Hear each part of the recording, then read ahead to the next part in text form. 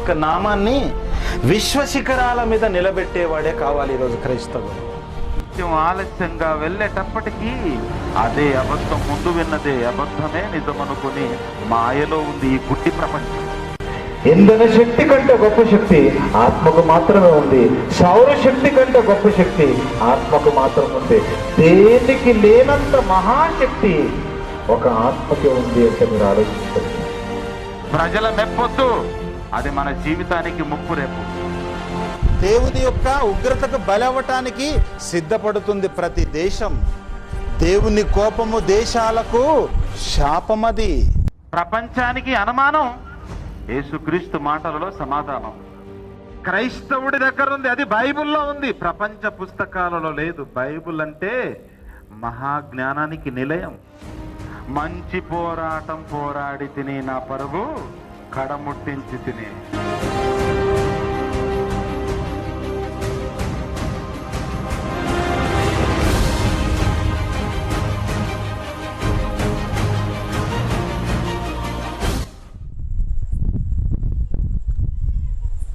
దేవుని కోపము దేశాలకు శాపము అన్న అంశంతో కూడిన ఈ 3 రోజుల సభలలో మొదటి దినంలో మనం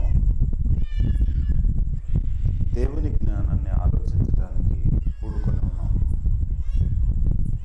ఈ మాటలను ఆసక్తితో ఆలోచించడానికి వచ్చిన దేవుని పిల్లలందరికీ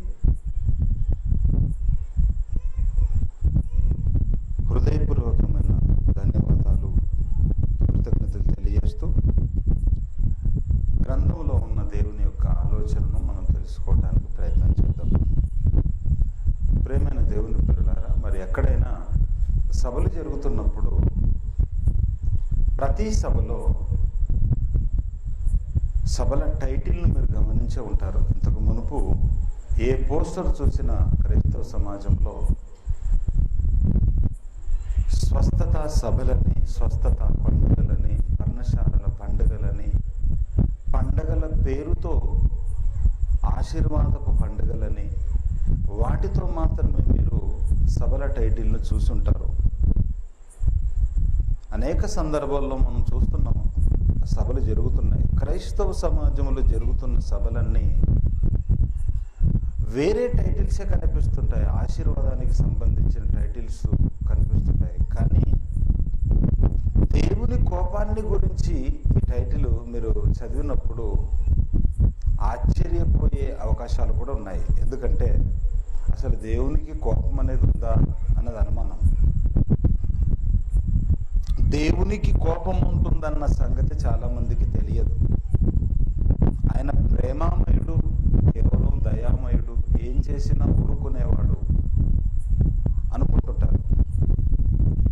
అందుకే సమాజంలో ప్రతి అమాయకుల్ని చూసి పెద్దలనే మాట మనందరికీ తెలుసు. ఒరే, ఇలా ఉంటే ఎలా, నువ్వు దేవుడిలా ఉండకూడదు మనం అంటే. చేతగాని ప్రతి ఒక్కడిని అమాయకుడిని చూసి పెద్దలు అంటుంటారు, వాడు దేవుడు లాంటి వాడండి అంటే.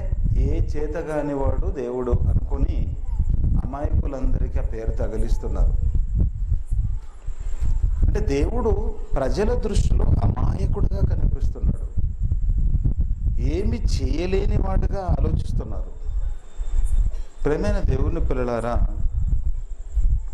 ఈ అనంత సృష్టిని కలిగించి దేవుడు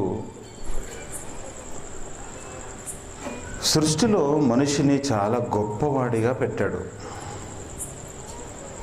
ఇంత గొప్ప జీవితాన్ని ఇచ్చి దేవుడు ఎన్నో ఆశలు పెట్టుకున్నాడు మన మీద. ఎన్నో ఆశలు పెట్టుకొని భూమి మీద మనల్ని పెడితే దేవుని ఆశలన్నీ అడియాశలైపోయాయి. అందుకే ప్రారంభ కాలంలో మనిషి జీవితాన్ని, మనిషికి దేవుడిచ్చిన ఉన్నత స్థితిని ఆలోచిస్తే లక్షల జీవరాశుల మధ్యలో ఆదాము రాజుగా కనిపిస్తున్నాడు, ఒక ఏలుతున్నవాడిగా కనిపిస్తున్నాడు. అన్నిటినిచ్చి, అన్నిటి మీద అధికారం ఇచ్చి, కావలసినవన్నీ అనుభవించే మంచి జీవితాన్ని ఆదాముకు ఇచ్చి, ఆదాముకు దేవుడు అన్న మాట మనందరికీ తెలుసు. ఇవన్నీ ఏలు అన్నాడు. ఒక ఏలేవాడిగా రాజుగా పెట్టి బట్టి దేవుడు మనిషి జీవితంలో కోరుకున్నది ఏమీ లేదండి. కేవలం నా కలలను పండించు, నా కోసం జీవించు, నా ఉద్దేశాలను నెరవేర్చు అని కోరుకున్నాడు. అంతకు మించి ఆదాము దగ్గర ఏం అడగలేదు.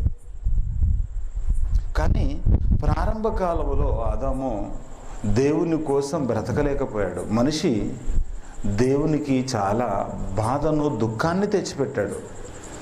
ఆ సందర్భంలో దేవుడు తీసుకున్న నిర్ణయం మనిషి పట్ల దేవుడు ఎలాంటి నిర్ణయాన్ని తీసుకున్నాడో ప్రారంభ కాలంలో మనం గమనిస్తే దేవుని గురించిన మరొక కోణం మనకు కనిపిస్తుంది. ప్రపంచానికి ప్రేమ, జాలి, దయ ఇవి మాత్రమే కనిపించాయి ఇప్పటి వరకు. కానీ దేవుని గురించిన మరొక కోణం ఆదికాండములోనే మనం చూస్తాం. ఆదికాండం 3వ అధ్యాయము 17వ వచనంలో, ఆదికాండం 3వ అధ్యాయం 17వ వచనంలో ఆయన ఆదాముతో, నీవు నీ భార్య మాట విని తినవద్దని నేను నీకు ఆజ్ఞాపించిన వృక్షఫలము తింటివి గనక నీ నిమిత్తము నేల శపింపబడి ఉన్నది. నీ నిమిత్తము నేల శపింపబడి ఉన్నది. తప్పు చేసినది ఆదాము, శాపము నేలకి. మనం గమనించాలి ఇక్కడ, దేవుని శాపం నేలకెందుకు? తప్పు చేసింది ఆదాము. తినవద్దని చెప్పిన వృక్షఫలముని దేవుడు చెప్పిన తర్వాత కూడా ఆదాము ఆ మాటను లెక్క చేయక తిన్నాడు. తిని తప్పు చేశాడు. తప్పు చేసిన ఆదామును ఏమన్నట్టుగా మనకు కనిపించడం లేదు. కానీ నీ నిమిత్తము నేల శపించబడి ఉన్నది అంటున్నాడు. స్త్రీ దగ్గరికి వెళ్ళామన్నాడు. 16వ వచనం చూడండి. స్త్రీ దగ్గరికి వెళ్ళామన్నాడు. ఆయన స్త్రీతో నీ ప్రయాసము, నీ గర్భవేదనను మిక్కిలి హెచ్చించదును అన్నాడు. చూడండి, వేదనతో పిల్లలను కందు. ఎందుకు మిక్కిలి హెచ్చించాడు? ఎందుకు వేదన పెట్టాడు స్త్రీకి? ఎందుకంటే దేవునికి ఆవేదన కలిగించింది గనక మొదట స్త్రీ. అందుకే దేవుడు ఆ స్త్రీని బట్టి, ఆమె చేసిన తప్పును బట్టి స్త్రీకి ఒక శాపం విధించాడు. మనకు కనిపిస్తుంది అక్కడ. మిక్కిలి హెచ్చించాడు ప్రసవ వేదన. వేదనతోనే నీవు పిల్లలను కందావు అన్నాడు. స్త్రీ విషయంలో దేవుడు తీసుకున్న నిర్ణయం. కానీ ఆదాము దగ్గర అంటున్నాడు, నీ నిమిత్తము నేల శపింపబడి ఉన్నది. దేవుడు శాపం పెడతాడన్న సంగతి చాలా మందికి తెలియదు. ఒక మానవ మాతృడిగా, అమాయకుడిగా, ఏమి చేయలేని వాడిగా, ఒక చేతకాని వాడిగా చూశారు తప్ప దేవుడు కూడా మనిషిని శిక్షిస్తాడని, దేవుడు మనిషికి శాపాన్ని కూడా పెట్టగలడన్న సంగతి చాలా మందికి తెలియదు. నీ నిమిత్తము నేల శపింపబడి ఉన్నది అని శాపం విధించాడు. ఈ శాపం ఆదాముకు విధించాడా? నేల కంటే చక్కగా రాయబడింది, నీ నిమిత్తం నేల శపింపబడి ఉన్నది. ఎందుకు నేలకు శాపం? ఎందుకంటే ఈ నేల మనిషి కోసం పండాలి. మంచి పువ్వులని, మంచి కాయలను, మంచి పంటలను, కూరగాయలని, ఆకుకూరలని, మనిషికి ఆహారాన్ని పండాలి. మనిషి యొక్క ఆకలిని తీర్చే ఆహారాన్ని భూమి పండాలి. భూమి కోసం పండవలసిన మనిషి కోసం పండవలసిన ఈ భూమి సరిగ్గా పండక గచ్చ పొదలను, ముళ్ళను, ఈ తీగలను, వీటన్నిటిని మొలిపించే విధంగా దేవుడు శపించాడు. అంటే ఎందుకు అవన్నీ మొలిపించాడో తెలుసా? మనిషికి కష్టపడితే గాని పంట రాకూడదు. ఇప్పుడు మనిషి చెమటోడిస్తే గాని, మనిషి ఎంతో కష్టాన్ని తీసుకుంటే గాని ఆహారాన్ని పొందుకోలేడు. ఆ విధంగా నేలను శపించటంలో పరమార్థం అది. మొదట ఆదాము వ్యవసాయం చేస్తున్నప్పుడు ఆదాము మొదట దేవుడిచ్చినవన్నిటినీ తేరగా అనుభవిస్తున్నాడు, చక్కగా కోసుకుంటున్నాడు, తింటున్నాడు, ఏ కష్టం ఎరగడు. దేవుడు ఎప్పుడు ఈ నేలకి శాపం విధించాడు అంటే ఆదాము దేవుని ఆజ్ఞను అతిక్రమించిన తర్వాత నేలకు శాపం పెట్టాడు. అంతకు మునుపు ఆదాముకు కష్టం లేదు, చెమటోడ్చే అవసరత లేదు, వ్యవసాయం చేసే అవసరత లేదు. దేవుడు కలిగించిన వాటిని భుజించి చక్కగా బ్రతికేస్తున్నారు, చల్లగా హాయిగా గడుపుతున్నారు. హాయిగా ఉన్న వారి రోజుల్లోకి శాపం వచ్చింది. నేలకు శాపం ఉంటే అది ఆదాముకే కష్టం అని అర్థం. నేల సరిగ్గా పండదు, నేల సరిగ్గా సహకరించదు, దాని సారాన్ని కోల్పోయింది. ముళ్ళ తీగలను, అనేకమైనటువంటి పంటకు హాని కలిగించే పిచ్చి మొక్కలన్నీ మొలవటం ప్రారంభమయ్యాయి. అంటే నేలకు శాపం అంటే ఆదాముకే శాపం. అంటే దీన్ని బట్టి మనకు ఏమర్థం అవుతుందంటే దేవుడు మనిషిని శపిస్తాడు కూడా. అది ప్రారంభంలోనే చూస్తున్నాం. ఇంకా మనం ఆలోచిస్తే ఇశ్రాయేలుల జీవిత చరిత్రలో ఇశ్రాయేలుల విషయంలో దేవుడు ఎలాంటి శాపాలను విధించాడో వాళ్ళకి ద్వితీయోపదేశకాండం 28వ అధ్యాయం 15వ వచనంలో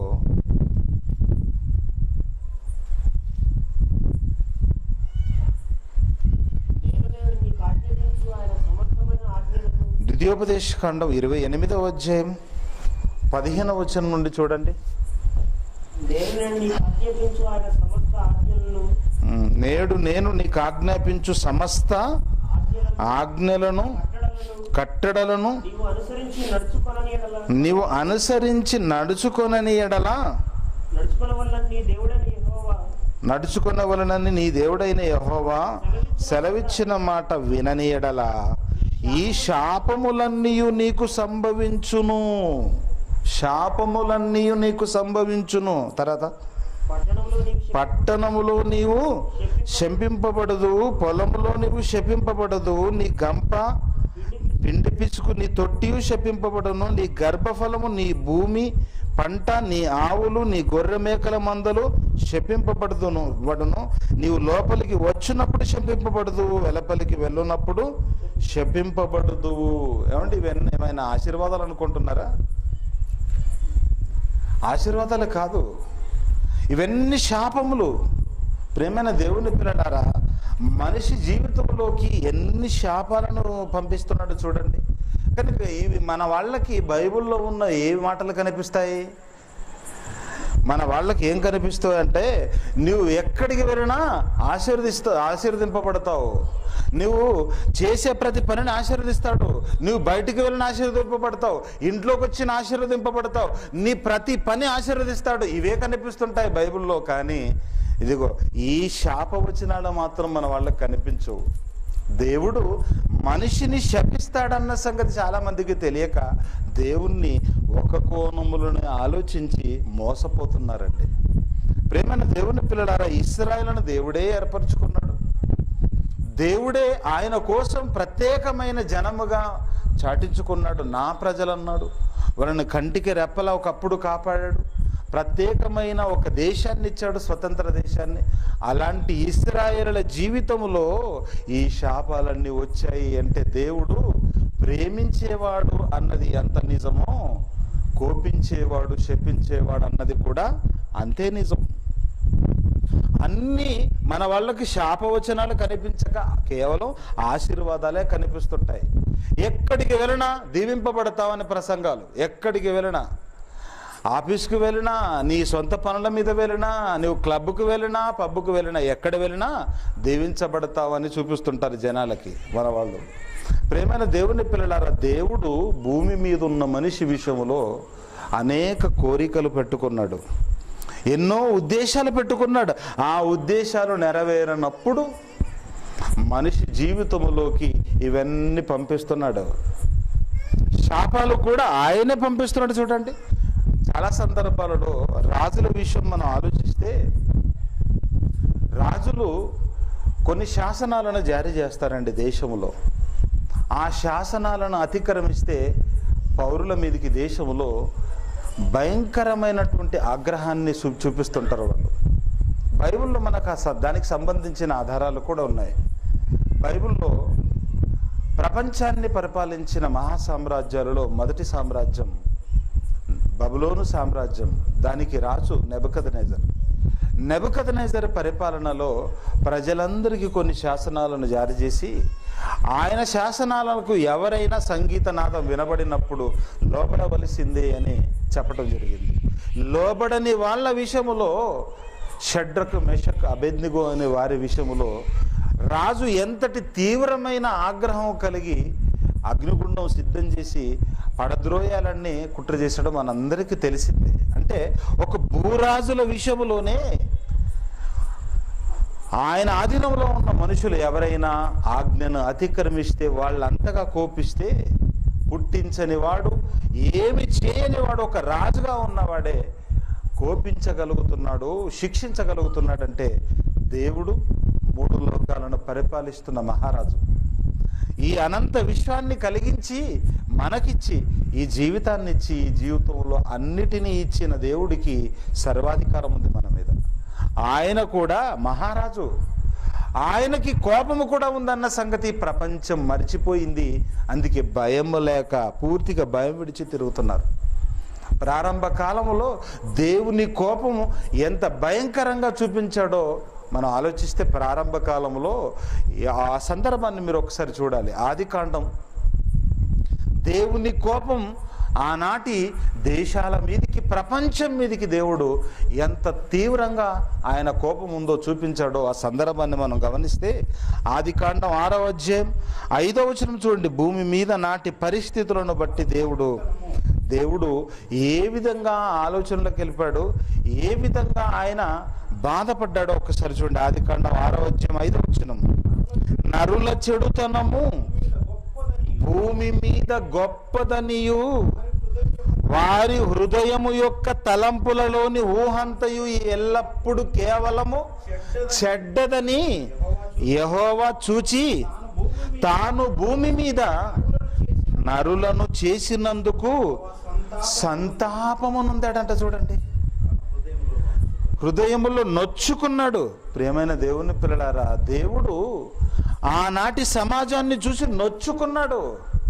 నరుల చెడుతనం గొప్పదైపోయిన విషయం చూసి నొచ్చుకున్నాడు.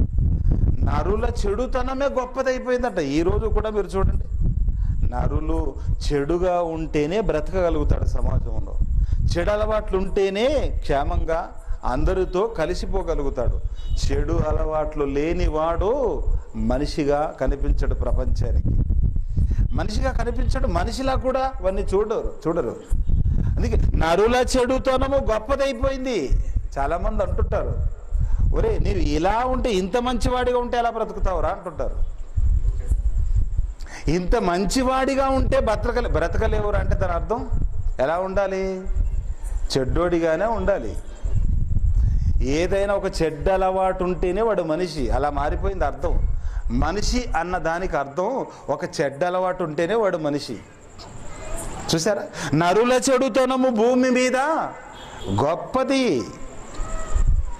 మంచిగా ఉండాలని, దేవత్వం ఉట్టిపడే విధంగా బ్రతకాలని, దేవుని కలలు పండించాలని మనుషులను పుట్టిస్తే మనుషులు దేవునికి దుఃఖాన్ని పుట్టించారు. చూడండి, అందుకే ఈ నరులను చేసినందుకు దేవుడు నొచ్చుకున్నాడట. మెచ్చుకునేంత గొప్పగా నా పిల్లలు ఉండాలని ఆయన కోరుకున్నాడు. ఒకప్పుడు చివరికి నొప్పిని పుట్టించారు హృదయంలో. అంటే ఒక రకంగా చెప్పాలంటే హార్ట్ అటాక్. అది మనుషులను చేసినందుకు ఆయనకు హార్ట్ అటాక్ వచ్చింది, హృదయములో నొప్పి. ప్రేమైన దేవుని పిల్లలారా, ఆ పరిస్థితిని చూసిన తర్వాత దేవుడు ఎలాంటి నిర్ణయానికి వచ్చాడో కిందికి చదవండి. ఎలాంటి నిర్ణయం తీసుకున్నాడు చూడండి. అప్పుడు యెహోవా నేను సృజించిన నరులతో కూడా జంతువులను, పురుగులను, ఆకాశ పక్షులను భూమి మీద ఉండకుండా తుడిచివేయుదును, పూర్తిగా నాశనము చేయాలి అన్న నిర్ణయానికి వచ్చాడు ఇంకా దేవుడు. ఆకాశ పక్షులను, భూమి మీద ఉన్న సమస్త జంతువులను అన్నిటినీ మనుషులతో పాటు నాశనం చేయాలనుకున్నాడంటే ఎంత కోపం ఉండాలి, ఎంత కోపం వచ్చింది మీరు ఆలోచించండి. ఈ కోపం అంతా ఎందుకు వచ్చింది? కోపానికి కారణం ఏంటి ఆలోచించండి. మనిషి చెడిపోయాడు గనక దేవునికి కోపం వచ్చింది. మనిషి పాపములో పండిపోయాడు, పాపములో మేధావైపోయాడు. అందుకే మనుషుల పాపం పండినందుకు దేవునికి కోపం వచ్చింది. ఏమైనా దేవుని పిల్లలారా, ఆ రోజు జలప్రళయానికి కారణం మనిషి పాపము చేసి చెడిపోయినందువల్ల ఆ రోజు జలప్రళయంతో పూర్తిగా దేశాలను నాశనం చేశాడు, ప్రపంచాన్ని ముంచేశాడు, పూర్తిగా ప్రపంచాన్ని ముంచేశాడు. ఎందుకు అన్నది మనం ఎప్పుడైనా ఒక సందర్భం మీకు జ్ఞాని అయిన సొలొమోను చెప్పిన మాట ఈ సందర్భంలో గుర్తు చేస్తానండి. ఎప్పుడైనా ఒక మనిషి చాలా బాధపడ్డాడు అనుకోండి, నొచ్చుకున్నాడు అనుకోండి, వారి పిల్లల విషయంలో, కన్న పిల్లల విషయంలో నొచ్చుకున్నాడు అనుకోండి, ఏ సందర్భంలో నొచ్చుకుంటాడండి? ఏ సందర్భంలో నొచ్చుకుంటాడు? ఒకసారి చూడండి, సొలొమోను గారు చెప్పిన మాట సామెతల గ్రంథం 13వ అధ్యాయం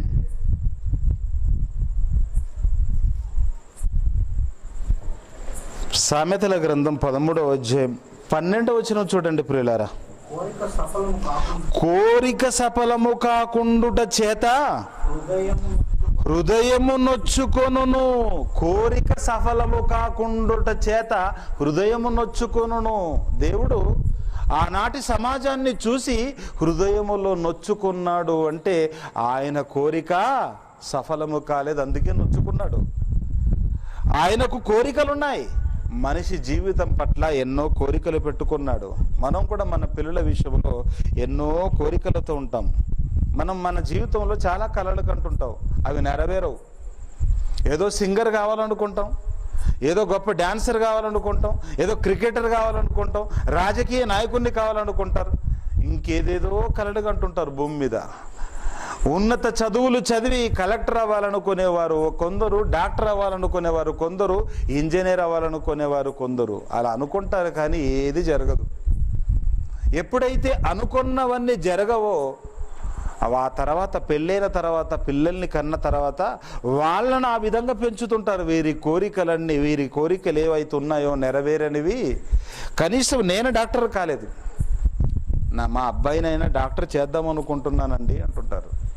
అంటే మన పిల్లల జీవితాలలో మనం అనుకున్నవన్నీ చూడాలి అని కలలు కంటుంటాం, ఆ విధంగా కష్టపడుతుంటాం. మన పిల్లల విషయంలో ఆ విధంగా అనుకుంటాం, అది న్యాయమే, అది తప్పులేదు, మంచి ఉద్దేశం కలిగి ఉంటాం.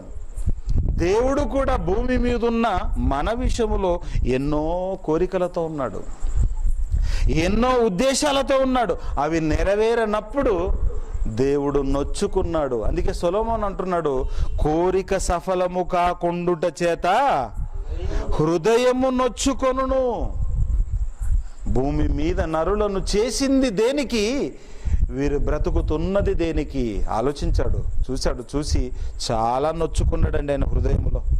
ప్రేమైన దేవుని పిల్లలారా, ఇవ్వబడిన ఈ శరీరమును గురించి దేవుడు మనము పుట్టక ముందే, తల్లి గర్భములో ఉన్నప్పుడే ఈ శరీరం విషయంలో ఎలాంటి ఆలోచనలతో ఉన్నాడో, ఎలాంటి కోరికలతో ఉన్నాడో ఆయన ఎంతగా కనిపెడుతున్నాడో ఈ శరీరం గురించి. ఒక్కసారి మీరు చూడండి, గ్రంథములో దేవుడు మనకి ఇవ్వాలనుకున్న ఈ శరీరమును గురించి ముందుగానే తన హస్తములతో నిర్మాణము చేస్తూ ఏ విధంగా ఆయన ఆలోచిస్తున్నాడో ఈ శరీరం గురించి చూడండి ఒకసారి.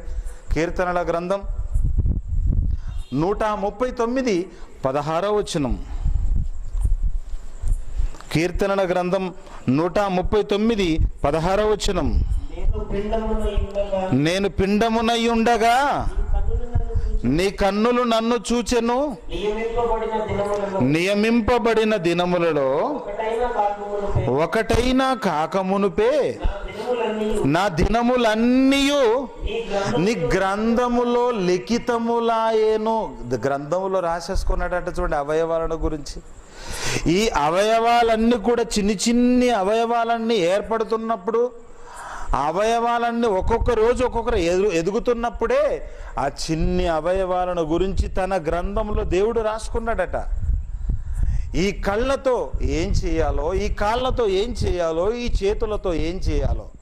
అవయవాలు మనిషికి అంతర్గత అవయవాలు ఉన్నాయి, బాహ్య అవయవాలు ఉన్నాయి. ఈ దేహంలో ఉన్న ఏ అవయవమును గురించి అయినా దేవుడు చాలా ఉద్దేశాలు పెట్టుకున్నాడు, చాలా కోరికలు ఉన్నాయి ఆయనకి. ఊపిరితిత్తులు ఉన్నాయి లోపల, బాహ్య అవయవాలు ఉన్నాయి కదండి. ఈ కనిపించే అవయవాలు కాకుండా లోపల ఉన్నాయి. జీర్ణ వ్యవస్థ ఉంది, గుండె ఉంది, ఊపిరితిత్తులు ఉన్నాయి, అనేకమైన అవయవాలు ఉన్నాయి. ఆ ఊపిరితిత్తులు ఉన్నాయే, వాటిలో ఊపిరంతా దేవుడి ఊపిరే ఉండాలి, ఇంకా వేరే వ్యాపకం ఉండకూడదు. ఆ గుండె దేవుని కోసం కొట్టుకోవాలి, దేవుడు అనుకున్నాడు. ఈ కాళ్ళు దేవుని కోసం మాత్రమే కదలాలనుకున్నాడు, రాసుకున్నాడు గ్రంథంలో. ఈ చేతులు కేవలం ఆయన పనులకే ఉపయోగపడాలనుకున్నాడు. ఈ నోటితో, ఈ నాలుకతో కేవలం ఆయన మాటలే పలకాలనుకున్నాడు.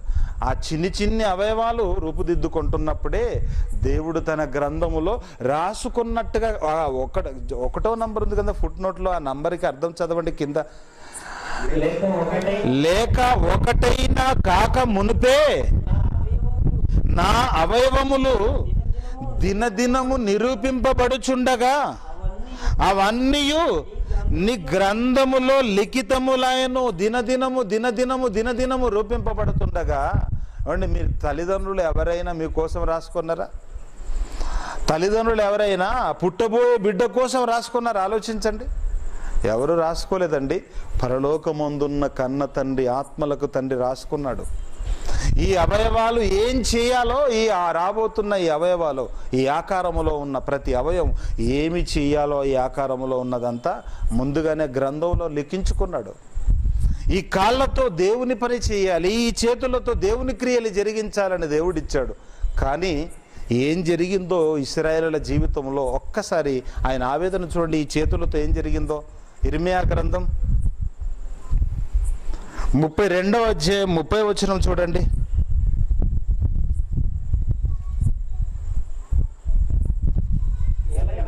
ఏలయనగా ఇశ్రాయేలు వారును యూదా వారును తమ బాల్యము మొదలుకొని నా ఎదుట చెడుతనమే చేయుచూ వచ్చుచున్నారు. తమ చేతుల క్రియల వలన వారు నాకు కోపమే పుట్టించుచున్నారు. దేవునికి ఎందుకు కోపం వచ్చిందంటే, దేవుడు ఆ చేతులనిచ్చింది ఆయన పని కోసం. అయితే ఇశ్రాయేలులందరూ దేనికోసం పడుతున్నారంట? చేతులతో కోపం పుట్టించే పనులు చేస్తున్నారంట. దేవుడు ఆ చేతులనిచ్చింది ఆయన కోసం అయితే, ఇచ్చిన చేతులతో ప్రపంచంలో ఉన్న ప్రతి పనికి మాలిన పని జరిగిస్తున్నారు. దేవునికి కోపం పుట్టించారట. దేవునికి కోపం ఎందుకు వస్తుందో చూసారా? దేవునికి కోపం, ఆయన కోరిక సఫలము కావటం లేదు ఈ అవయవాలతో. ఇవి మన కోసం మనం వాడుతున్నాము గనక దేవునికి కోపం వచ్చేసింది. ఇశ్రాయేలు విషయంలో అదే బాధపడిపోతున్నాడు.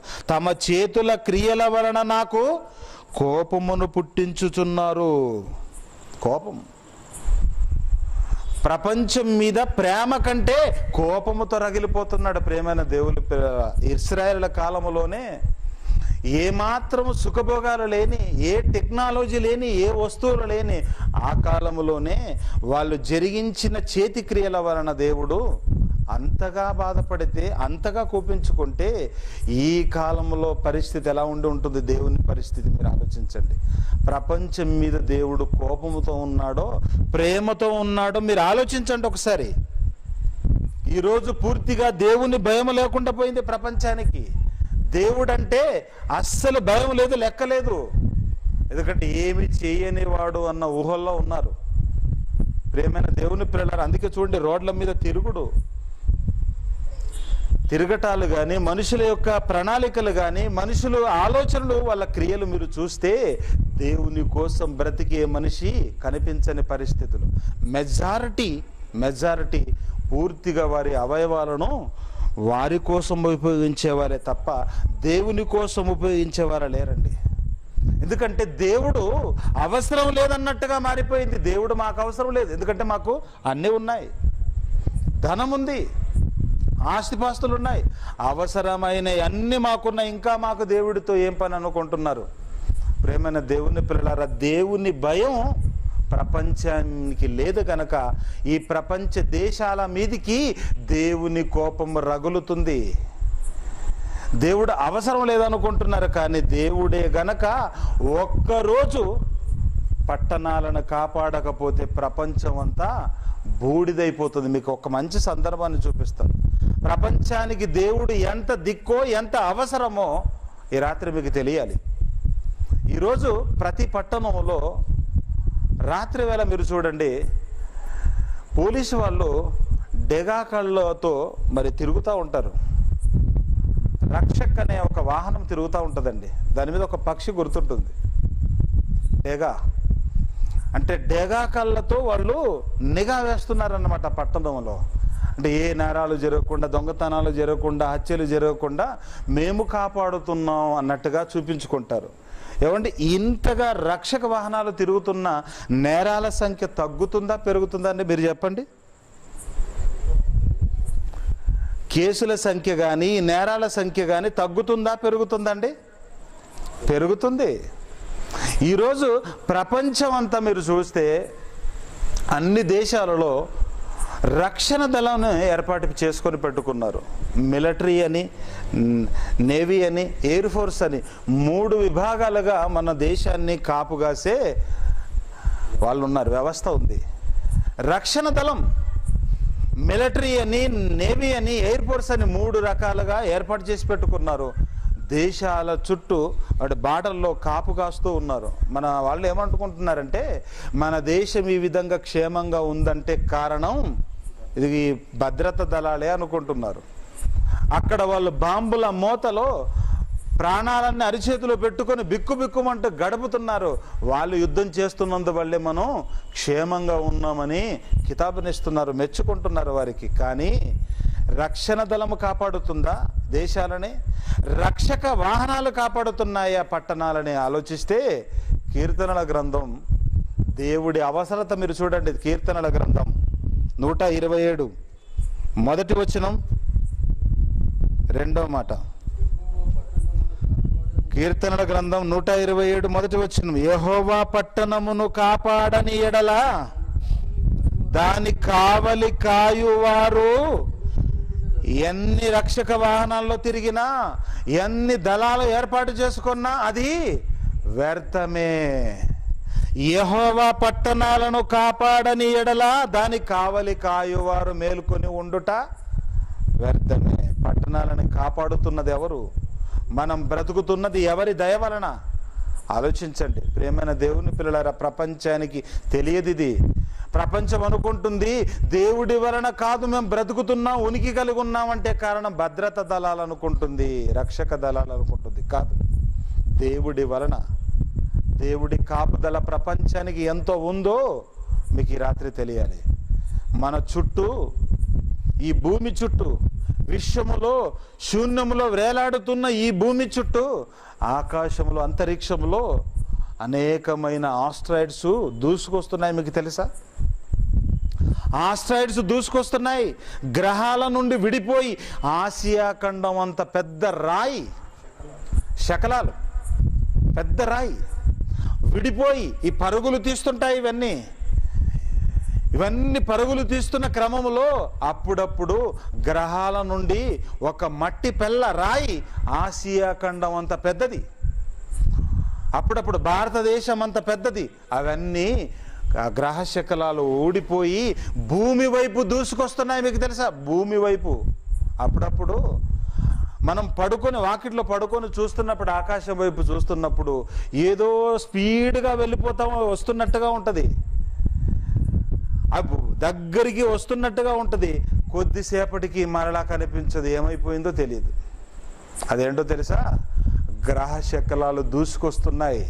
ఆ గ్రహ శకలాలు దూసుకొచ్చినా భూమి దగ్గరికి దరిదాపుల్లోకి రావటానికి వీల్లేదు. దేవుడు పైన ఒక రక్షణ కవచాన్ని ఏర్పరిచాడండి.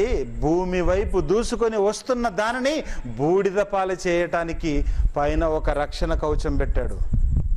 ప్రేమైన దేవుని పిల్లలారా, ఇది ప్రపంచంలో ఏ దేశపు భద్రతా దళాలు చేయగలవు? భూమినే గనక ఢీ కొడితే ప్రళయం, విశ్వ వినాశనం జరిగిపోతుంది. ప్రపంచం నాశనం అయిపోతుంది. ఎవరుండరు ఇంకా. ఈరోజు ఏ రక్షణ దళం చేయగలదు? అంత మంచి కాపుదల ఎవరివ్వగలరు? ఇక్కడిక్కడే ఆలోచిస్తున్నారే తప్ప పైన నుండి పొంచి ఉన్న భయంకరమైన ప్రమాదాలను ఎవరు గుర్తించడం లేదు. అందుకే అంటున్నాడు, యెహోవా పట్టణాలను కాపాడని ఎడలా దాని కావలి కాయువారు మేలుకొని ఉన్నా అది వ్యర్థమే. దేవుడు కాపాడుతున్నాడు. దేవుడి కాపుదలలో మనం ఉన్నాం, బ్రతికున్నాం, ఉనికి కలిగి ఉన్నాము తప్ప మనుషుల కాపుదల కాదు. ప్రేమైన దేవుని పిల్లరా, ప్రపంచంలో ఉన్న ఎవరికి తెలిసింది దేవుడి కాపుదల? ఎన్నో రకాలుగా ప్రకృతిలో మనిషి మీదికి ఎన్నో ప్రళయాలు వస్తున్నాయి అంటే ఆ వస్తున్న వాటి వెనకాల ఎవరి కాపుదల ఉంది, ఎవరు కాపాడుతున్నారు? ఆలోచించండి. ఈ ప్రకృతిలో జరుగుతున్న ప్రతి దాని ప్రమాదాల నుండి ఎవరు కాపాడుతున్నారు? ఏ ముఖ్యమంత్రి, ఏ ప్రధానమంత్రి, ఏ దేశాధినేతలు? ఎవరు కాదండి. దేవుడి వలన ఉనికి కలిగి ఉన్నాం. మనం ఉనికి కలిగి ఉన్నాం, బ్రతికున్నామంటే కేవలం దేవుడు మాత్రమే. అంటే దేవుడు ప్రపంచానికి ఎంత అవసరమో కానీ మాకు అవసరం లేదనుకొని బ్రతుకుతున్నారు. దేవుడు కాపాడుతున్న పట్టణాల పరిస్థితి చూస్తే మరి దేవుడు ఎంత బాధపడాలో చూడండి. ఇప్పుడు పట్టణాలను కాపాడుతున్నది దేవుడు అని చదువుకున్నాం. మరి పట్టణాలను దేవుడు కాపాడుతున్నప్పుడు పట్టణాలలో జరుగుతున్న కార్యక్రమాలు ఎలా ఉన్నాయి? ఆదికాండం 19వ అధ్యాయం 4వ వచనం చూడండి. పట్టణాలను కాపాడుతున్నది దేవుడైతే పట్టణాలలో దేవునికి అనుకూలంగా కార్యక్రమాలు జరుగుతున్నాయా, లేక ఎలాంటి కార్యక్రమాలు జరుగుతున్నాయి? పట్టణాల పరిస్థితి చూడండి ప్రపంచంలో. 19వ అధ్యాయం ఆదికాండం 4వ వచనం, వారు పండుకొనక మునుపు ఆ పట్టణస్థులు అనగా సొదొమ మనుషులను, బాలురును, వృద్ధులను, ప్రజలందరూ నాలుగు దిక్కుల నుండి కూడి వచ్చి ఆ ఇల్లు చుట్టి వేసిరి. లోతును పిలిచి, ఈ రాత్రి నీ యొద్దకు వచ్చిన మనుషులు ఎక్కడా? మేము వారిని కూడునట్లు మా యొద్దకు వారిని వెలుపలికి తీసుకొని రమ్మని చెబుతున్నారండి. పట్టణంలో ఎలాంటి పరిస్థితులు ఉన్నాయో చెబుతున్నాడు ఇక్కడ. సొదొమ గొమొర్రా అనే 2 పట్టణాలలో అవన్నీ కూడా కలిసి ఉన్న 2 పట్టణాలు. అంటే ఈ హైదరాబాద్, సికింద్రాబాద్ ఏ విధంగా అయితే ట్విన్ సిటీస్గా పిలువబడుతున్నాయో సొదొమ గొమొర్రా పట్టణాలు కూడా జంట నగరాలు. ఆ 2 జంట నగరాలలో పరిస్థితి ఎలా ఉందో అంటే, లోతు అనే నీతిమంతుడు భక్తుడున్న ఆ ప్రాంతంలో మనుషులు భయంకరులుగా కనిపిస్తున్నారు. దేవుడు అప్పటికే ఒక నిర్ణయానికి వచ్చాడు, సొదొమ గొమొర్రా ఈ పట్టణాలని జంట నగరాలను లేపేయాలి అని దేవదూతలను పంపించాడు. దేవదూతలు లోతు ఇంటికి వస్తే దేవదూతలను చెరచాలి అని వీళ్ళు వచ్చారండి ఇంటికి. సొదొమ మనుషులు, గొమొర్రా మనుషులు వచ్చి అప్పుడు ఏం చేస్తున్నారు చూడండి. వాళ్ళు ఏమని అడుగుతున్నారు? మరలా చదవండి 4వ వచనంలోని మాట. లోతును పిలిచి, ఈ రాత్రి నీ యొద్దకు వచ్చిన మనుషులు ఎక్కడా? ఈ రాత్రి నీ యొద్దకు వచ్చిన మనుషులు ఎక్కడ? అంటే రాత్రి అయిందంటే ఏం చేయాలండి? మనుషులు పడుకోవాలి కదండి. పడుకోకుండా వేరే వాళ్ళ ఇంటికి వెళ్ళటం వీళ్ళకేం అవసరం? వీళ్ళ ఇంట్లో వీరు హాయిగా పడుకోవాలి కదండి. పడుకోకుండా చెక్కలు కొడుతున్నారు, తిరుగుతూ ఉన్నారు. రాత్రి షికారులు. అలా రాత్రి షికారులకు వెళ్ళే అలవాటు ఉంది వీళ్ళకి. ఈరోజు కూడా జంట నగరాల్లో మీరు చూడండి, ఏ అర్ధరాత్రి వెళ్ళినా అంటే ఎలా ఉంటుందో చూడండి. ఏ అర్ధరాత్రి అయినా మీరు చూడండి, కోటి, యాబిడ్స్, సికింద్రాబాద్ ఈ ప్రాంతాలకు వెళ్ళి చూస్తే, అమీర్పేట్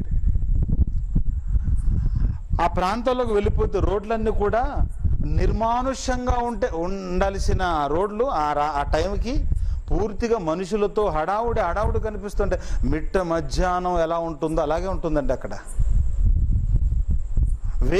అన్ని వెహికల్సే తిరుగుతుంటాయి, అలాగే ట్రాఫిక్ ఉంటుంది, అలాగే తినటం కూడా ఉంటుంది. మీకు తెలుసా? తినటం కూడా అర్ధరాత్రి అపరాత్రి అని తెలియకుండా తినేస్తున్నారు. ఏ టైంకైనా తింటున్నారు. తిండిగోల. ఎక్కడో కోటి యాబిడ్స్ అవసరం లేదు. మీరు ఇసుబుగూడ ప్రాంతానికి వెళ్ళండి, మీరు చూడండి. అక్కడికి వెళితే అర్ధరాత్రి మనుషుల్లా కనిపించారు. అక్కడ భయంకరంగా తింటుంటారండి. అక్కడ అర్ధరాత్రి ఇంట్లో పడుకోకుండా బైకుల మీద విహారిస్తూ అంటే తాగుతూ తింటూ ఏంటంటే ఈ కార్యక్రమాలు అర్ధరాత్రి. సొదొమ మనుషుల పరిస్థితి కూడా అది అక్కడే అలాగే ఉందండి. రాత్రిపూట లోతు దగ్గరికి వెళ్ళి ఏమని అడుగుతున్నారు చూడండి, ఏమని అడుగుతున్నారు, ఈ రాత్రి నీ ఇంటికి వచ్చిన మనుషులు ఎక్కడా? మేము వారిని కూడున్నట్లు మా యొద్దకు వారిని వెలుపలికి తీసుకురా, మేము వారిని చెరచాలి అని ఎంత డేరుగా అడుగుతున్నారు. ఏంటంటే ఆ కల్చర్. మన ఇంటికి ఎవరైనా బంధువులు వస్తే ఆ బంధువులని అంటే చెరచాలి అని ఎవరైనా ఆ పట్టణంలో ఉన్నవారు వస్తే మనకు ఎలా ఉంటుందండి? అక్కడ ఉంటామా? అది ఏంటి ఆ సంస్కారం, ఆ సంస్కృతి మీరు చూడండి. అంటే బంధువులుగా వచ్చారా ఎవరా ఏంటి తెలియదు. ఈ రాత్రి నీ ఇంటికి వచ్చిన మనుషులు ఎక్కడ, వాళ్ళని తీసుకురా మేము చెరచాలి అంటున్నారంటే నిజంగా చెరచాలనుకుంటున్న వాళ్ళలో కూడా ఎలాంటి వారు ఉన్నారు? చదవండి కిందికి. ఎలాంటి వారు ఉన్నారు? బాలురును వృద్ధులను అంటే చిన్న పిల్లలు కూడానా? ఆ చిన్న పిల్లలు ఎవరితో ఉన్నారు? వృద్ధులతో పాటు వచ్చేసారు. అంటే వృద్ధులు ఎందుకు బ్రతుకున్నారండి? వృద్ధులను దేవుడు ఎందుకు బ్రతికిస్తున్నాడండి? ఎందుకంటే వృద్ధులు తమ అనుభవాలను పిల్లలకు రంగరించి నేర్పించి దేవుని కోసం పెంచాలి అని మంచి ఆయుష్నిచ్చాడు వృద్ధులకి. దేవుని జ్ఞానములో పెంచాలి, వారి అనుభవాన్ని పూర్తిగా పాఠాలుగా నేర్పించాలి పిల్లలకని వృద్ధాప్యం వరకు దేవుడు క్షేమంగా కాపాడితే ఆ పట్టణాలలో పిల్లలకి ఎలాంటి కార్యక్రమాల్లో ట్రైనింగ్ ఇస్తున్నారు చూడండి. వృద్ధులు తీసుకొని వచ్చారు పిల్లల్ని, చిన్న పిల్లలను వృద్ధులు పండు ముసలివాడికి ఇదేం పోయే కాలం అండి, చెరచాలని వచ్చాడు. చూసారా ఎలాంటి సంస్కృతి? అలా వచ్చి ప్రజలందరూ వచ్చి అడుగుతున్నారు, ఏదో మంచి కార్యక్రమం కోసం అడుగుతున్నట్టుగా మర్యాదగా అడుగుతున్నారు. వాళ్ళని బయటికి తీసుకురా. పట్టణాల పరిస్థితి అండి ఇది. అందుకే ఇలాంటి పట్టణాలను ఉంచటం అవసరమా దేవుడు అనుకున్నాడు. ఇలాంటి ఈ పట్టణాల్లో ఈ మనుషులు బ్రతికుండటం, ఈ కల్చర్ నేను చూడాలా, చూస్తూ ఉండాలా అనుకుని దేవుడు ఏం చేశాడు చూడండి. 24-25 వచనాలు. అప్పుడు యెహోవా సొదొమ మీదను గొమొర్రా మీదను యెహోవా యొద్ద నుండి గంధకమును అగ్నిని ఆకాశము నుండి కురిపించి ఆ పట్టణములను ఆ మైదానములంతటిని ఆ పట్టణములలో నివసించు వారందరినీ నేల మొలకలతో పాటు నాశనం విధించేసాడు. పూర్తిగా అగ్ని గంధకాలు కురిశాయి. అప్పటి వరకు వర్షం కురవటం ఒకటే తెలుసు వాళ్ళకి. పైనుండి చల్లని వర్షం కురవటం దేవుడి ప్రేమకు సూచనగా, దేవుడు దయ కనికరం చూపించే ఒక వర్షం తెలుసు పైనుండి వచ్చేది. కానీ దేవుడి ఉగ్రత చూశారు. ఆ రోజు దేవుడు ఉగ్రతకు గురైపోయారు. 2 పట్టణాల వారు పూర్తిగా నాశనం చేశాడండి. పూర్తిగా. ప్రియమైన దేవుని పిల్లలారా ఆలోచించండి. పట్టణాలు కేవలం సొదొమ గొమొర్రాలు మాత్రమే కాదు, నేటి ప్రపంచంలో ఉన్న ప్రతి పట్టణం పరిస్థితి అంతకంటే దారుణంగా మారిపోయాయి. ఇలాంటి ఈ ప్రపంచ దేశాల మీదికి దేవుని కోపం రాకపోతే ప్రేమ వస్తుందా చెప్పండి? దేవుని కోపం పొంచి ఉంది. దేవుని యొక్క ఉగ్రతకు బలవటానికి సిద్ధపడుతుంది ప్రతి దేశం. అందుకే హెజ్కేలు గ్రంథం 14వ అధ్యాయం 13వ వచనములో, హెజ్కేలు గ్రంథం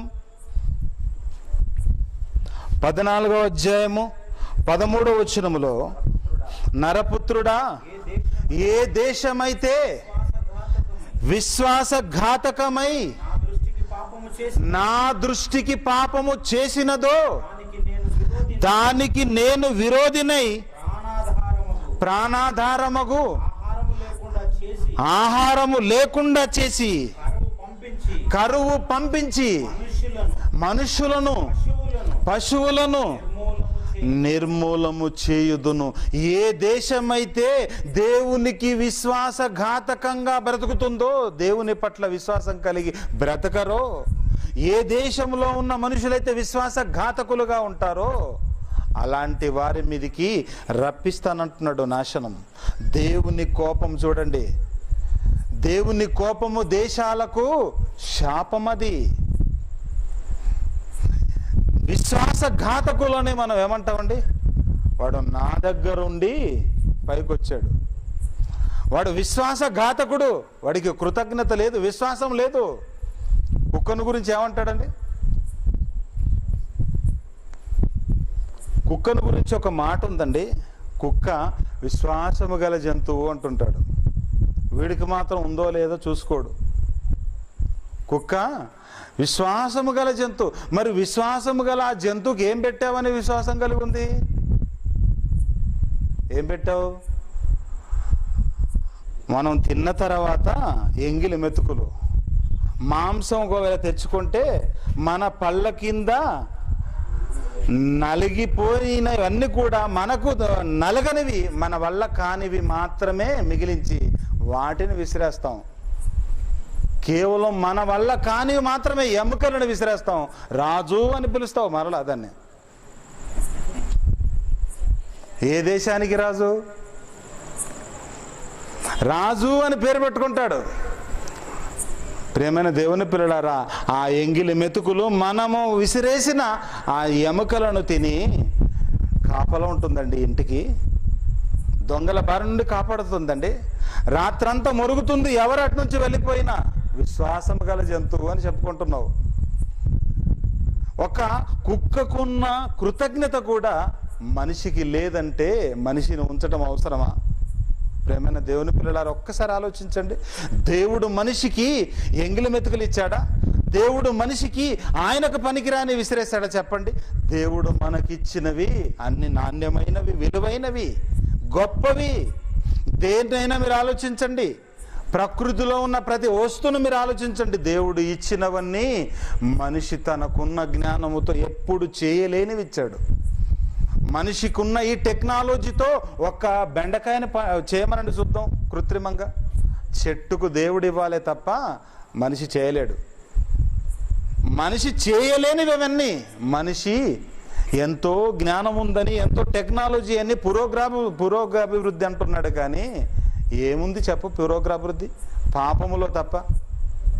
పాపం అంతే. పాపముతో పండిపోతుంది ప్రతి పట్టణం. ఈ టెక్నాలజీ వల్ల నేరాలు పెరుగుతున్నాయి, పాపం పెరుగుతుంది. ఒక చెట్టుకు ఆకు పండింది అనుకోండి, దాని పరిస్థితి ఏంటి? నెక్స్ట్ స్టేజ్ ఏంటండి? పండిన ఆకు రాలిపోక తప్పదు. అది ప్రకృతి ధర్మం. ఈరోజు ప్రపంచ దేశాలలో ఉన్న ప్రతి పట్టణంలో మనుషుల పాపం పండింది. పాపం పరిపక్వమై మరణానికి సిద్ధంగా ఉంది. ప్రియమైన దేవుని పిల్లలారా, దేవుని కోపము రగులుకుంటుంది దేశాల మీదికి. ఆయన కండిషన్ బాగలేదు, నాశనానికి జోగుతుంది ప్రపంచం. కానీ దేవుని భయం లేకుండా గడుపుతున్నారు. దేవుడు నిజంగా ఈ ప్రపంచంలో ఉన్న ప్రతి దాని నుండి ఇంతగా కాపాడుతున్నా, ఇంత క్షేమంగా మనల్ని ఉంచుతున్న బ్రతుకున్న వాడికి కృతజ్ఞత లేదు. అందుకే విశ్వాసఘాతకులు అవుతారో, ఏ దేశమైతే విశ్వాసఘాతకం అవుతుందో ఆ దేశం మీదికి దేవుని కోపం రగులుతుంది అన్నాడు. ఇదే 15వ అధ్యాయం 8వ వచనం చూడండి. హెజ్కేలు గ్రంథం 15వ అధ్యాయం 8వ వచనం. వారు నా విషయమై విశ్వాసఘాతకులైరి గనక నేను దేశమును పాడు చేసేదను. దేశముల మీదికి దేవుని ప్రేమ పొంగుతుంది అనుకుంటున్నారు, పాడుకుంటున్నారు. దేవుడు ప్రేమామయుడు ప్రేమామయుడని. దేశాల మీదకి ఏమొస్తుందట? చదవండి మాట 8వ వచనం. నేను దేశమును పాడు చేసేదను. ఇదే ప్రభువగు యెహోవా వాక్కు. దేశమును పాడు చేసేదను అన్నాడు. వారు విశ్వాసఘాతకులైరి గనుక నేను దేశమును పాడు చేసేదను. దేశాలలో మంచి పరిస్థితులు లేవు. దేవుని కోసం బ్రతికే విశ్వాసులు లేరు. విశ్వాసుల సంఖ్య పడిపోతుంది, విశ్వాసుల సంఖ్య తగ్గుతుంది. అందుకే విశ్వాసఘాతకులు ఎక్కువయ్యారు గనక ఆ దేశాల మీదికి దేవుని కోపము రగులుతుంది. రగులుతున్న దేవుని కోపానికి ఎంతో మంది బలవ్వటానికి సిద్ధంగా ఉంటున్నారు. అయినా భయం లేదు. ప్రియమైన దేవుని పిల్లలారా, ప్రారంభ కాలములో దేవుడు అనుకున్నట్టుగా బ్రతకకపోతే ఆనాటి సమాజంలో ఉన్న మనుషులను ఏ విధంగా సొదొమ గొమొర్రా పట్టణాలలో నాశనం చేశాడో, ప్రారంభ కాలములో ఏ విధంగా అయితే నోవాహు కాలంలో జలప్రళయంతో ముంచివేశాడో, ఈరోజు కూడా ప్రపంచాన్ని నాశనము చేయటానికి ఆయన సిద్ధపడుతున్నాడు. ప్రేమను పంపించటానికి కాదు, మనల్ని ఆశీర్వాదాలతో ముంచేయటానికి కాదు. ఈ కాలములో దేవుని ప్రేమ చెప్పటం అవసరమా, దేవుని కోపాన్ని చూపించి మార్చటం అవసరమా? మీరు ఆలోచించండి. దేవుని కోపాన్ని చెప్పవలసినది పోయి ఈరోజు ప్రపంచంలో ప్రతి బోధకుడు ప్రేమ ప్రేమ ప్రేమ అని ఒక కోణాన్ని చూపించారు. భయం లేదు. అందుకే దేవుని గురించి ఒక కోణమే చూపించబట్టే ఈరోజు ప్రపంచానికి భయం లేదు. దేవుని కోపాన్ని చూపించాలి, ప్రేమను కాదు. ముందుగా చెప్పవలసింది దేవుని కోపం. ప్రారంభ కాలములో ఆదాము తప్పు చేస్తే దేవుడు ఎంతటి తీవ్రమైన శిక్ష విధించాడో మనకు తెలుసు. చూడటానికి చిన్న తప్పే, తినవద్దని చెప్పిన పండు తిన్నందుకే. అంత చిన్న దానికే తోటలో నుండి గంటేశాడు. దేవుని కోపానికి అదంతా కూడా కనిపిస్తుంది. దేవుని కోపానికి సంబంధించిన విషయాలు ఇవన్నీ. ఆ తర్వాత తన గర్భాన్ని పుట్టిన కయ్యూను, తోడబుట్టిన సహోదరుని చంపాడు. చంపినప్పుడు ఈ నేల పరిస్థితి ఎలా ఉందో, ఈ భూమి అలాంటి వాడిని గురించి దేవుని విషయంలో ఏముంటుందో ఒక్కసారి చూడండి మీరు. ఈ భూగోళం ఎలాంటి వారిని మోస్తుందో, ఏ విధంగా దేవుణ్ణి మొరపెడుతుందో ఒకసారి మీరు చూడాలి. రాత్రి ఆదికాండము 4వ అధ్యాయం 11వ వచనం చూడండి ప్రియులారా. కావున నీ తమ్ముని యొక్క రక్తము నీ చేతిలో నుండి పుచ్చుకొనుటకు నోరు తెరిచిన ఈ నేల మీద ఉండకుండా, ఈ నేల నోరు తెరిచిందట. చూడండి, భూమి ఎవరిని గురించి నోరు తెరిచింది? కయ్యూను గురించి నేల నోరు తెరిచింది. ఎందుకంటే అన్యాయంగా నీతిమంతుని పొట్టన పెట్టుకున్నాడు ఈ కయ్యూను. దేవునికై ఇష్టుడైన, దేవునికి నచ్చిన వాడైన, నీతిమంతుడైన హెబేలును పొట్టన పెట్టుకున్నాడు. హత్య చేశాడండి, రక్తాన్ని చిందించాడు. మర్డర్, నరహంతకుడు ఈ కయ్యూను. అందుకే ఇలాంటి ఈ నరహంతకులు, రక్తాన్ని చిందించే ఈ నరహంతకులను మోస్తున్న ఈ భూమి నోరు తెరిచిందట. నోరు తెరిచి ఏమంటుందో, ఏ విధంగా దేవునికి మొరపెట్టుకుంటుందో, దేవుని విషయం, దేవునికి ఎలాంటి మొరపెట్టుకుంటుందో ఒక్కసారి మీరు చూడండి. ఇర్మియా గ్రంథం 12వ అధ్యాయం 4వ వచనం. మనుషులను హత్య చేస్తూ నరహంతకులుగా బ్రతుకుతున్న, ఈ నేరాలు చేస్తున్న ప్రతి ఒక్కటి దోషులను గురించి ఈ నేల, ఈ భూమి ఎలాంటి ఆలోచనతో ఉందో ఇర్మియా గ్రంథం 12వ అధ్యాయం 4వ వచనం. భూమి ఎన్నాళ్ళు దుఃఖింపవలను,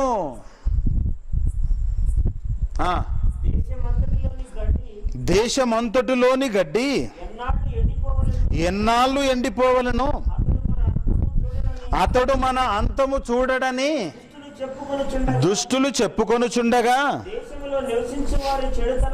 దేశములో నివసించు వారి చెడుతనము వలన జంతువులను పక్షులను సమసిపోవుచున్నవి. మనుషులు చేస్తున్న పాపం వలన అన్ని అంతరించిపోతున్నాయట. ఇలాంటి ఈ మనుషులను మోస్తున్న ఈ భూగోళం ఏమంటుంది? ఈ భూగోళం పరిస్థితి ఏంటంట? చదవండి మరలా అదే మాటని. భూమి ఎన్నాళ్ళు దుఃఖించవలనో, ఎన్నో సంవత్సరాలుగా ఏడుస్తుందట. అక్కడ ప్రారంభమైంది ఏడుపు కయ్యూను దగ్గర ప్రారంభమైన ఏడుపు ఇంకా ఇంకా పెరుగుతుందే తప్ప దుఃఖం తగ్గటం లేదు. భూమి ఏడుస్తుంది. ప్రపంచానికి తెలుసా? ఏ శాస్త్రవేత్తకు తెలుసు భూమి దుఃఖిస్తుంది, ఏడుస్తుందని? భూగర్భ శాస్త్రవేత్తలకు తెలుసా? భూమిలో ఎక్కడే ఉన్నాయో తెలుసుకుంటున్నారు. భూమిలో ఇనుము ఎక్కడుంది, భూమిలో వెండి ఎక్కడుంది, భూమిలో బంగారు గనులు ఎక్కడున్నాయి, భూమిలో బొగ్గు ఎక్కడుంది, భూమిలో పెట్రోల్ ఎక్కడుంది, డీజిల్ ఎక్కడుంది, ఇవన్నీ తెలుసుకున్నారు, తవ్వుతున్నారు, తీస్తున్నారు, అనుభవిస్తున్నారు. మన కోసము దాచింది ఈ నేల మంచి సంపదని, మన కోసం పండుతుంది ఈ భూమి పంటలని, మన కోసం ఎన్నిటినో ఇస్తుంది, ఇది ఎన్నో వస్తువులు ఇస్తుంది, మన యొక్క సేవ చేస్తుంది. అలాంటి ఈ నేల మీద హత్యలు చేసి అంటే ఎన్నో నేరాలు చేసి అంటే అనేక మంది దుష్టులు ఈ భూమి మీదే హాయిగా బ్రతుకుతూ ఉంటే భూమి దుఃఖిస్తుందట. అందుకే ఎన్నాళ్ళు నేల దుఃఖింపవలను, ఎన్నాళ్ళు భూమి దుఃఖించాలి అంటున్నాడు. వీరి కార్యక్రమాల వలన పక్షులు అంతరించిపోతున్నాయి, జంతువులు చచ్చిపోతున్నాయట. నిజమది. అందుకే చాలా జీవులు అంతరించిపోవటం వలన ప్రపంచ శాస్త్రవేత్తలందరూ కూడా, పర్యావరణ శాస్త్రవేత్తలు కానీ, ఈరోజు పక్షి సంబంధించిన జంతువుల శాస్త్రవేత్తలు కానీ, పక్షుల శాస్త్రవేత్తలు కానీ ఒకటే గోల. ఈ విధంగా మనము జంతువులన్నిటిని చంపుతూ పోతే, పక్షులన్నీ కూడా అంతరించిపోతే మన మనగడే కష్టమని గోల చేస్తున్నారు. మన మనగడ కష్టం అంటున్నారు. నిజమది.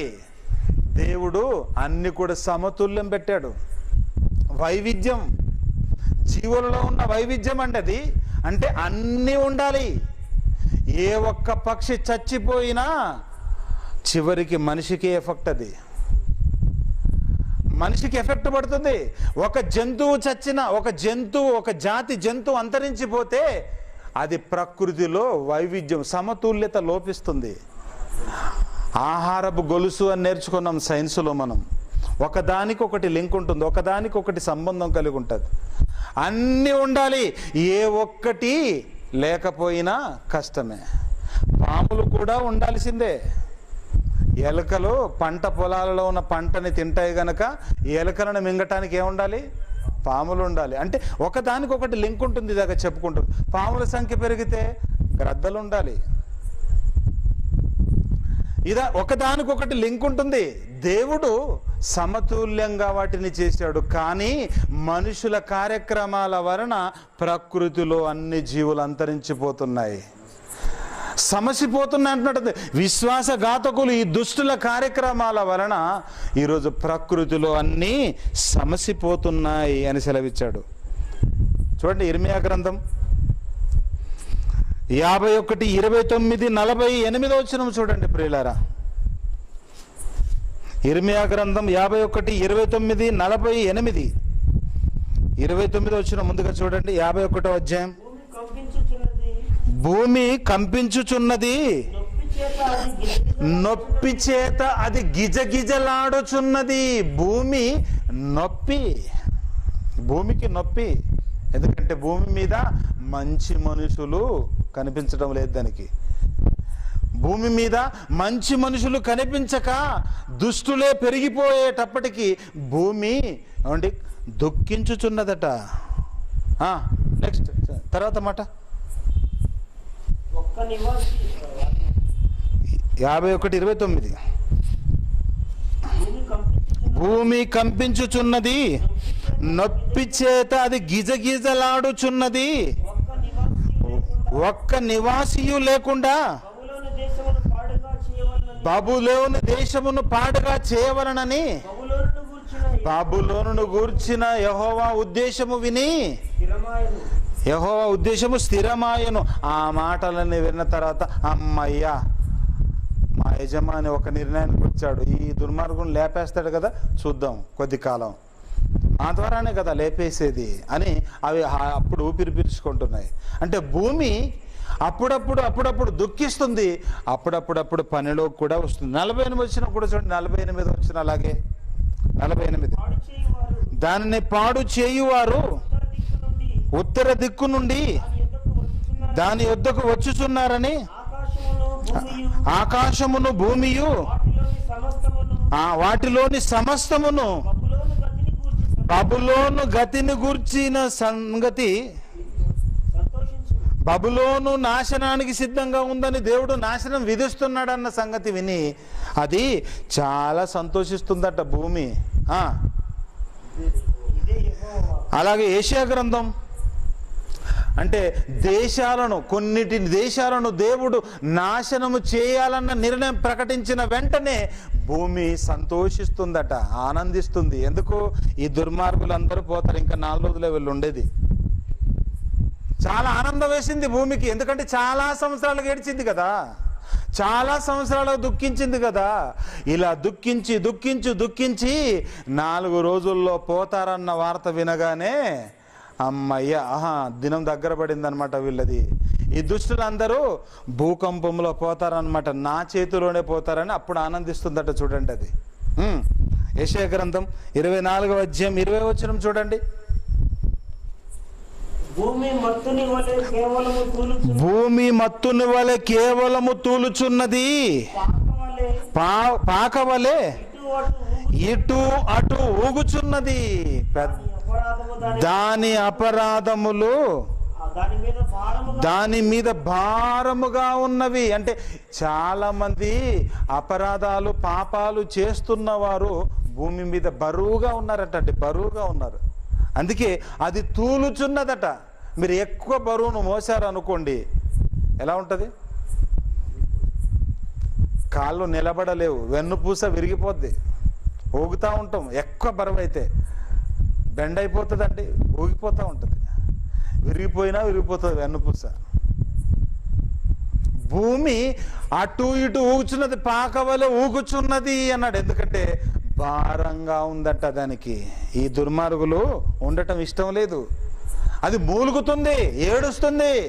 రోమపత్రిక 8వ అధ్యాయము 22వ వచనంలో ప్రకృతి అంతా ఇలాంటి దుర్మార్గులను ఎప్పుడు లేపేయాలన్నట్టుగా మూలుగుచుందని చూడండి. 8వ అధ్యాయం 22వ వచనం, సృష్టి యావత్తు ఇది వరకు ఏకగ్రీవముగా మూలుగుచు ప్రసవ వేదన పడుచున్నదని ఎరుగుదుము. అంటే సృష్టిలో ఈ భూమి మీద ఉన్న ఈ మనిషి విషయములో ఎలాంటి ఆలోచన ఉందో చూడండి. ప్రకృతి అంతా ప్రసవ వేదన, మూలుగులు, దానికి మంచి అంటే కాపుదలగా మంచి సేవ చేస్తున్న ఈ ప్రకృతిలో ఉన్న ఏది మన విషయంలో అండి మంచి ఆలోచన లేదు దానికి. ఎందుకంటే మనం మంచివారం కాదు కనుక. మనిషి చెడిపోయాడు. దేవుడు సమస్తాన్ని చేసి ప్రారంభ కాలంలో చూసినప్పుడు, తాను చేసిన యావత్తును చూసినప్పుడు అది చాలా మంచిది అన్నాడు ప్రకృతిని చూసి. కానీ మనిషి దగ్గరకు వచ్చే బాధపడ్డాడు. ఆ బాధ ఇప్పటికీ అంతరించలేదు, ఆ బాధ ఇప్పటికీ బాధగానే మిగిలిపోతుంది. దేవుడు ఇప్పుడు ఇంకా దుఃఖించే పరిస్థితి ఉందండి. అందుకే ప్రకృతి అంతటికి దేవుడు ఒక ఆజ్ఞ జారీ చేశాడు. మీరు సేవ చేస్తున్న ఈ ప్రకృతి, మనకు సేవ చేస్తున్న ఈ ప్రకృతి సేవకులుగా ఉన్న వీరే ఒకప్పుడు మన మీదికే తిరుగుబాటు చేసే ఒక కార్యక్రమాన్ని చేపట్టాడు. అందుకే అప్పుడప్పుడు మీరు చూడండి, ప్రకృతి కన్నెర్ర చేసింది, వార్తాపత్రికల్లో రాస్తుంటారు. ప్రకృతి కన్నెర్ర చేసింది అంటే ప్రకృతి కన్నెర్ర చేసింది అని వీడు చెబుతున్నాడంటే, అంటే ప్రకృతి ఎప్పుడు చల్లగా చూసే ఇది అనుకోకుండా ఇది కన్నెర్ర చేసిందన్న సంగతి వాడికి తెలిసింది. కానీ ఎందుకు కన్నెర్ర చేసిందన్న సంగతి తెలియదు. ఎందుకు కన్నెర్ర చేస్తుంది? అప్పుడప్పుడు ఎందుకు వరదలతో మనుషులను చంపుతుంది? ఎందుకు సునామీలతో 2,50,000 మందిని 2004 సంవత్సరంలో లేపుకెళ్ళింది? ఇండోనేషియా, థాయిలాండ్, అలాగే ఇక్కడ మన ఇండియాలో కూడా వచ్చింది. అలాగే మొన్న జపాన్ సునామీలో కూడా ఇంచుమించుగా అంటే 1,000 మంది, 30,000 మంది చచ్చిపోయారు. అప్పుడప్పుడు భూకంపం, అప్పుడప్పుడు ఈ విధంగా ఏదో రూపంలో ప్రకృతి విలయతాండం చేస్తూనే ఉంటుంది. అంటే మనకు సేవ చేస్తున్న ఇదే ప్రకృతి కన్నెర్ర చేయటం వెనకాల ఏంటి కారణం? రేపటి దినం మరలా చివరి రోజు 2 రోజులు చూసుకుందాం. దేవుని కోపం దేశాలకు ఏ విధంగా శాపంగా పరిణమిస్తుందో రేపు 2 రోజులు చూసుకుందాం. చివరిగా ఒక మంచి పాఠం చూసిన తర్వాత ప్రార్థనతో సెలవు తీసుకుందాం.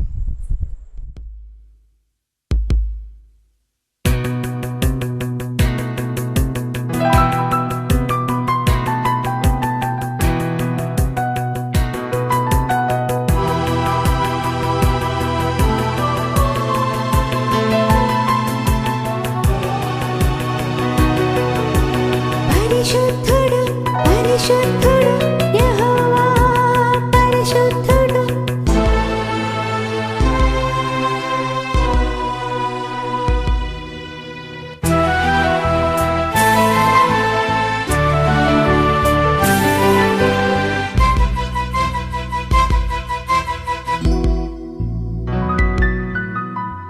తండ్రి బాధను తెలుసుకునే వారెవరున్నారు? తండ్రి మనసును తెలుసుకునే వారెవరున్నారు? తండ్రి బాధను తెలుసుకునే వారెవరున్నారు? తండ్రి మనసును తెలుసుకునే వారెవరున్నారు? ఎవరెడతారు తన పిల్లలను రక్షించుటకు? ఎవరెడతారు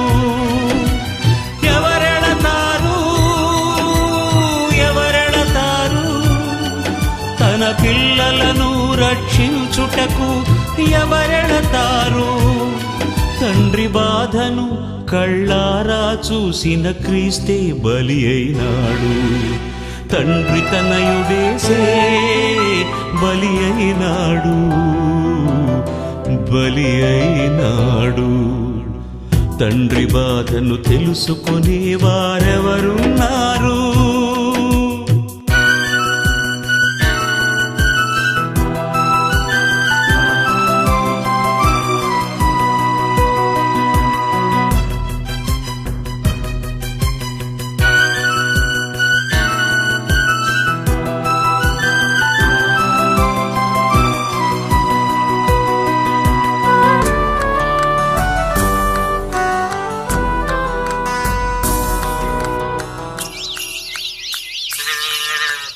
పశువులకు యజమాని ఎవరో తెలుసును, మనుషులకు దేవుడెవరో తెలుసునా? పశువులకు యజమాని ఎవరో తెలుసును,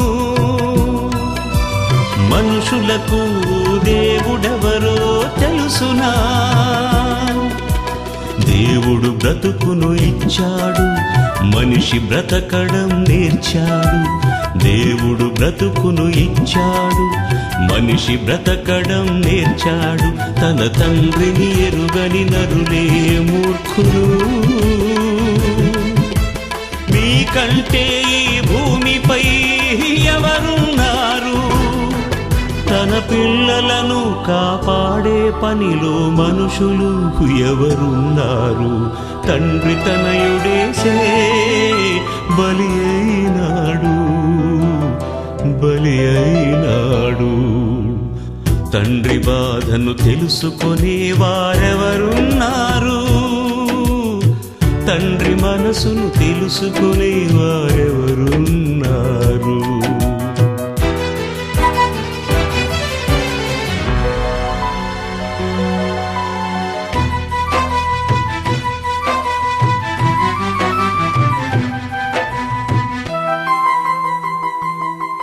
నీ జననం నీ మరణం ఒంటరితనమే, నీ బ్రతుకు ముగియుటకు చాలును ఒకే ఒక్క క్షణమే. చనిపోతే నీ వారే నీతో రారు, సాగనంపుతారు నీ కన్నవారు. దేవునికేమో అన్యాయం చేశావు, అందరి కోసం అన్నీ సమకూర్చావు.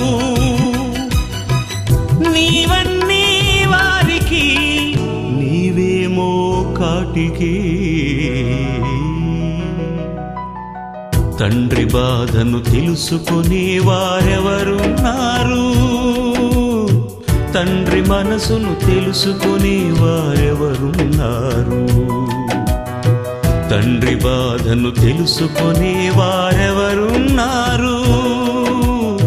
తండ్రి మనసును తెలుసుకునే వారెవరున్నారు?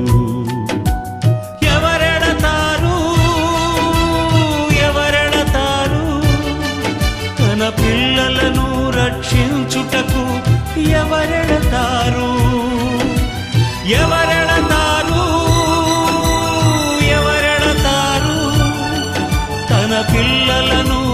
రక్షించుటకు ఎవరెడతారు? తండ్రి బాధను కళ్ళారా చూసిన క్రీస్తే బలి అయినాడు. తండ్రి తనయుడేసే బలి అయినాడు, బలి అయినాడు. తండ్రి బాధను తెలుసుకునే వారెవరున్నారు?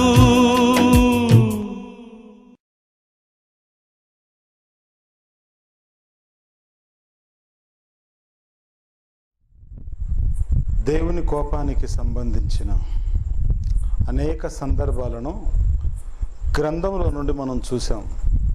కేవలం శాంపుల్ మాత్రమే మీరు గుర్తుంచుకోవాలి. మొదటి దినం మనకు కాలాతీతమైనందువల్ల కొన్ని సంగతులనే మాట్లాడుకోవటం జరిగింది. రేపటి దినం అలాగే ఎల్లుండి 2 రోజులు దేవుని కోపానికి సంబంధించిన అసలు రూపాలని మనం చూద్దాం. చివరగా ఒక అద్భుతమైన మాట, ప్రపంచంలో దేవుని యొక్క రాజ్యమును గురించి, ఏలికను గురించి,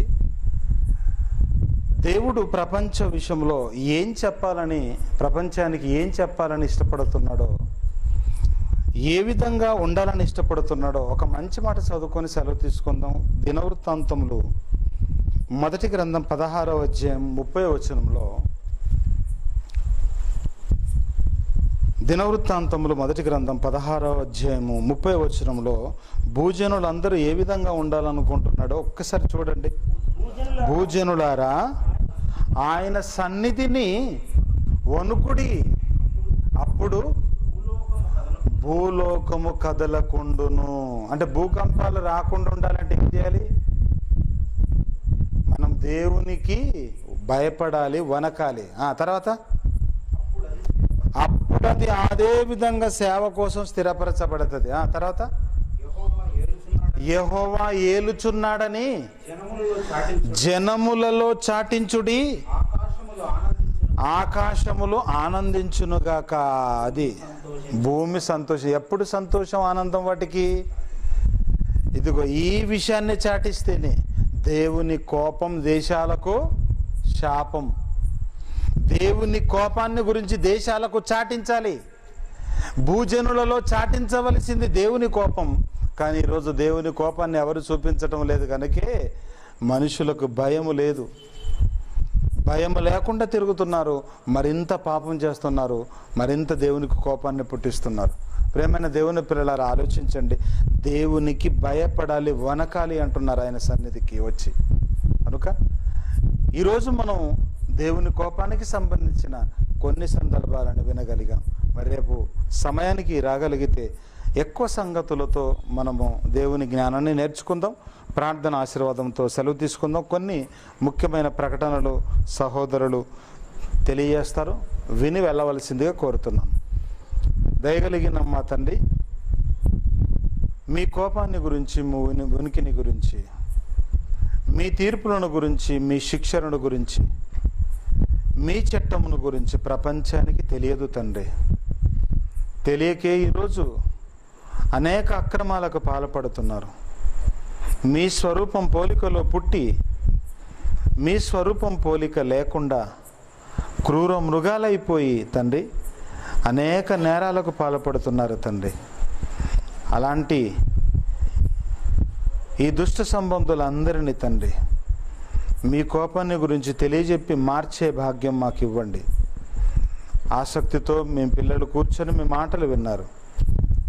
విన్న ఏ ఒక్క మాట నిష్ప్రయోజనము కాకుండా వారి జీవితాలలో తండ్రి ఈ మాటలకు న్యాయం చేకూర్చి అనేక మందికి మీ యొక్క శిక్షణను గురించి, మీ కోపమును గురించి తెలియజెప్పి, మీ భయమును గురించి తెలియజెప్పి అనేక మందిని మార్చగలిగే భాగ్యం మీ పిల్లలందరికీ దయచేయండి. రేపటి దినం కలుసుకొని ఇంకా ఎక్కువ సంగతులను మాట్లాడుకునే అట్టి భాగ్యం మా జీవితాలలో మాకు అనుగ్రహించండి. ఈ కార్యక్రమాన్ని ఏర్పాటు చేసిన మీ పిల్లలను దీవించండి. పరసంబంధమైన ప్రతి దీవెన మీ పిల్లలకు దయచేయండి. మీ కాపుదల, మీ కృప మా అందరి మీద ఉంచమని కోరుకుంటూ క్రీస్తు నామాన్ని ప్రార్థించి వేడుకుంటున్నాము తండ్రి. ఆమెన్. మనందరికీ తండ్రి అయిన దేవుని ప్రేమ, మనందరి ప్రభువైన యేసుక్రీస్తు వారి యొక్క కృప, మనందరి ఆదరణకర్త పరిశుద్ధాత్మని యొక్క అన్యోన్య సహవాసం ఇప్పుడు ఎల్లప్పుడూ మనకందరికీ దేవుని పనుల ముందుకు సాగుతున్న సకల పరిశుద్ధులకును సదాకాలము తోడయుండి నడిపించునుగాక. ఆమెన్.